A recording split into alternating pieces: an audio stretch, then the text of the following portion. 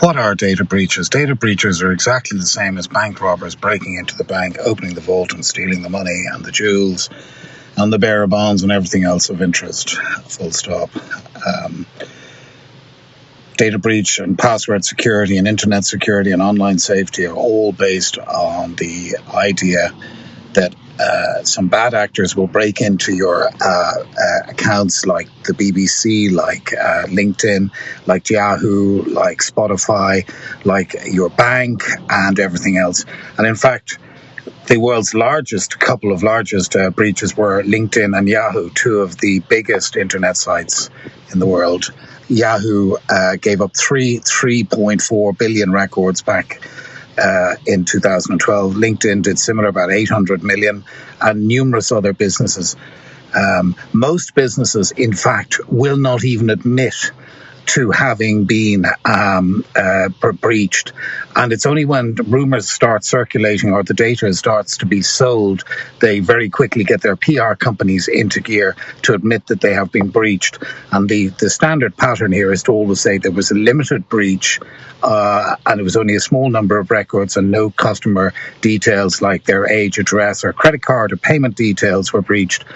And then several days or weeks later, there's a subsequent announcement where they come out and say, in fact, it was an enormous breach and all of the customer records were breached, and they're now in the hands of criminals. New paragraph.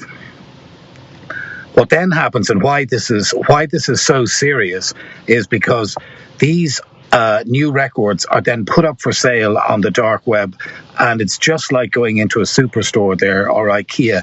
You can choose from a menu of, do you want the latest breaches, which are the most expensive, or do you want simply millions and millions of records? And the criminals can select which one they want to buy.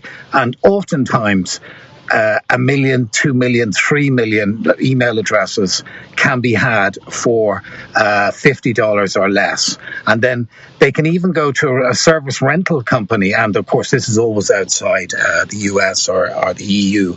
And in Russia or in countries like Nepal, Bangladesh, parts of Pakistan, some parts of India, where much like pressing a cup through a hopper, they can, for say $40, $50 or less, send those 3 million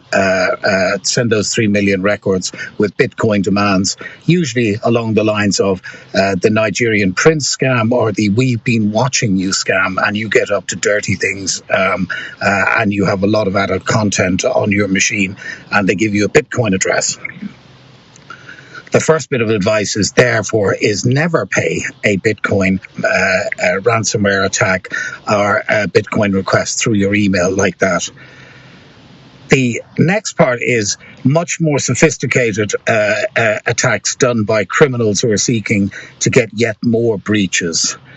Best ways to defend all of this is to review your passwords, which can be done at haveibeenpawned.com, and to get rid of simple passwords like 1234, Liverpool FC, QWERTY, your dog's name, your birthday, a combination of your daughter's name and her birthday, or anything personal like that.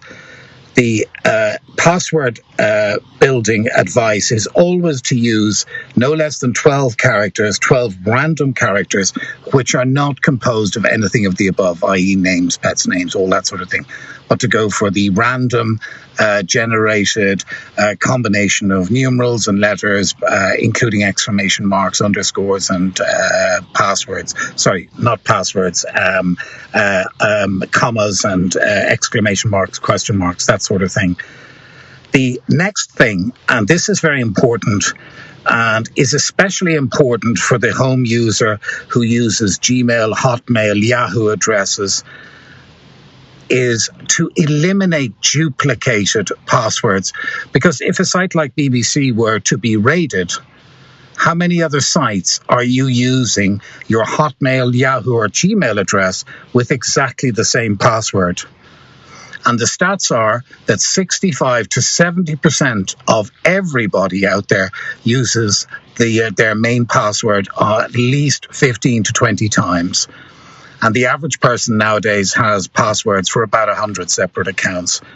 including Sports Direct, including Tesco, including